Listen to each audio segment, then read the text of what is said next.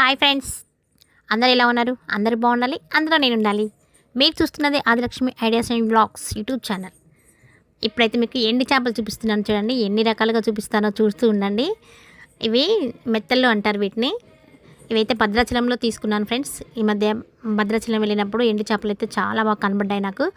అందుకనే కనపడినవి నచ్చినవన్నీ కొనేసి తీసుకొచ్చేసాను. ఇంకా ఈ చేపల్ని మనం ఏ కూరలోనైనా వేసుకొని కొంచెం వండుకుంటే చాలా బాగుంటుంది ఫ్రెండ్స్. మేమైతే చాలా ఇష్టంగా తింటాము ఎండు చేపల్ని. మా పాప చూడండి శ్రీ దగ్గరికి వెళ్తుంది.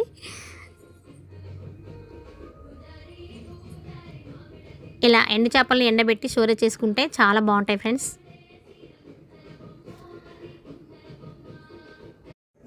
ఫ్రెండ్స్, ఈ చేపలు ఏమంటారో తెలుసా? మా సైడ్ అయితే కడ్డీలు అంటారు. అవి అయితే చిన్నగా ఉన్నాయి. కడ్డీలు అంటే చాలా పెద్దగా ఉంటాయి, కానీ ఇవైతే చిన్నగా ఉన్నాయి ఫ్రెండ్స్. చూడండి, వీటిని కూడా ఎండి చేపలు.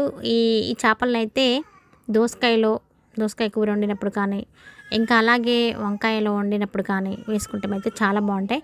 వీటిని మామూలుగా టమాటాలు ఉల్లిగడ్డలు కోసి కూడా వండుకోవచ్చు, చాలా బాగుంటాయి ఫ్రెండ్స్. లేదంటే కొంచెం చింతపులుసుతో కూడా వండుకోవచ్చు, అట్లయినా కూడా బాగుంటుంది. ఎండు చేపలు అయితే ఎంతమందికి ఇష్టం అనేది కామెంట్ అయితే చేయండి ఫ్రెండ్స్. నాకైతే చాలా ఇష్టం. ఇంకా ఇవి చూడండి, రొయ్యలు, చిన్న రొయ్యలు, ఎండి రొయ్యలు, చిన్న రొయ్యలు ఫ్రెండ్స్. వీటిని కూడా అక్కడే తీసుకున్నాను. చాలా బాగా అనిపించింది అన్నీ చూడగానే, అందుకని అన్నీ తీసుకొని వచ్చేసాను. ఇంకా వీటిని అన్నీ శుభ్రం చేసి మంచిగా ఇట్లా తలలు తీసేసి, కాళ్ళు తలలు తీసేసి కొంచెం ఎండబెట్టేసి మనం స్టోరేజ్ చేసుకుంటే చాలా బాగుంటాయి. నిల్వ కూడా ఉంటాయి మంచిగా. ఇంకా మనం ఏ కూరలోనైనా కొంచెం వేసుకుంటే చాలా బాగుంటుంది. బీరకాయ కూరలో కానీ,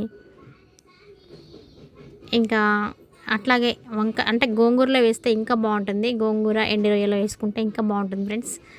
మేమైతే ఇలా ఎండి రొయ్యలు ఎండి చేపలు అయితే తీసుకుంటాము. ఇంకా ఇవి చూసారా, దీన్ని ఏమంటారంటే రొయ్య పొట్టు అంటారు ఫ్రెండ్స్. చిన్న రొయ్యలు చిన్నగా ఉంటాయి, రొయ్య పిల్లల్లాగా. ఇంకా వీటిని రొయ్య పొట్టు అంటారు. ఇంకా వీటిని అయితే ఏ కూరలైనా వేసుకోవచ్చు, చాలా బాగుంటుంది. మీకు ఎవరికి ఎండి రొయ్యలు అంటే ఎండి చేపలు అంటే ఇష్టమో కామెంట్ చేయండి ఫ్రెండ్స్.